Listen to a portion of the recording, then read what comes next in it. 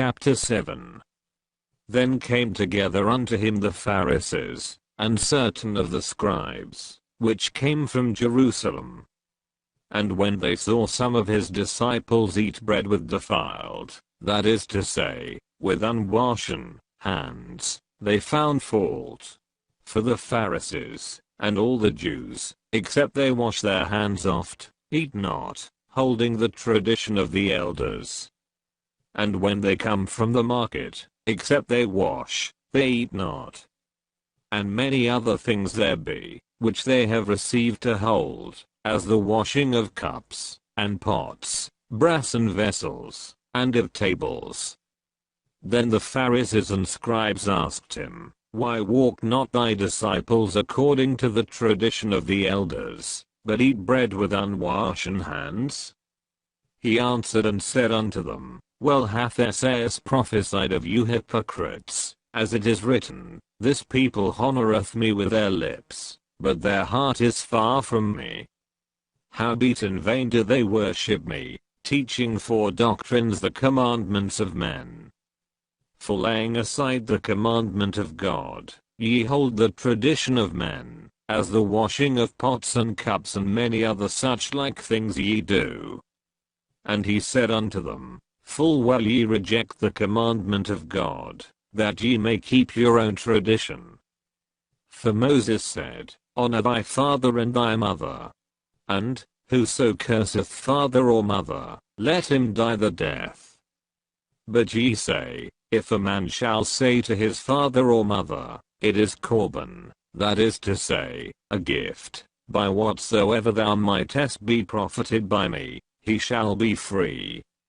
And ye suffer him no more to do aught for his father or his mother, making the word of God of none effect through your tradition, which ye have delivered, and many such like things do ye.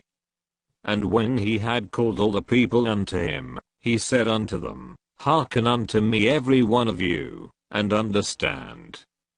There is nothing from without a man, that entering into him can defile him, but the things which come out of him, those are they that defile the man.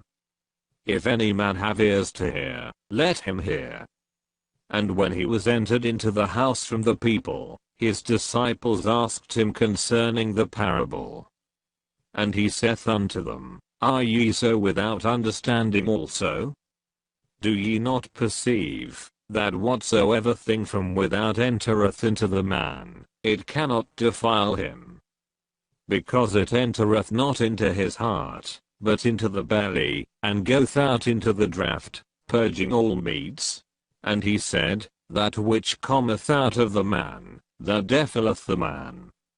For from within, out of the heart of men, proceed evil thoughts, adulteries, fornications, murders, thefts, covetousness, wickedness, deceit, lasciviousness, an evil eye, blasphemy, pride, foolishness. All these evil things come from within, and defile the man. And from thence he arose, and went into the borders of Tyre and Sidon, and entered into an house, and would have no man know it, but he could not be hid. For a certain woman, whose young daughter had an unclean spirit, heard of him, and came and fell at his feet. The woman was a Greek, a Syrophoenician by nation, and she besought him, that he would cast forth the devil out of her daughter. But Jesus said unto her, Let the children first be filled, for it is not meet to take the children's bread, and to cast it unto the dogs. And she answered, and said unto him, Yes, Lord, yet the dogs under the table eat of the children's crumbs. And he said unto her, For this saying go thy way. The devil is gone out of thy daughter. And when she was come to her house, she found the devil gone out, and her daughter laid upon the bed. And again, departing from the coasts of Tyre and Sidon, he came unto the Sea of Galilee, through the midst of the coasts of Decapolis. And they bring unto him one that was deaf, and had an impediment in his speech, and they beseech him to put his hand upon him.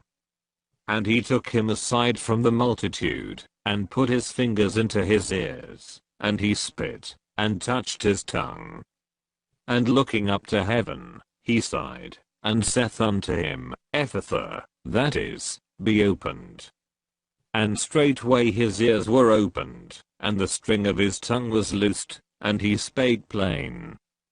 And he charged them, that they should tell no man, but the more he charged them, so much the more a great deal they published it.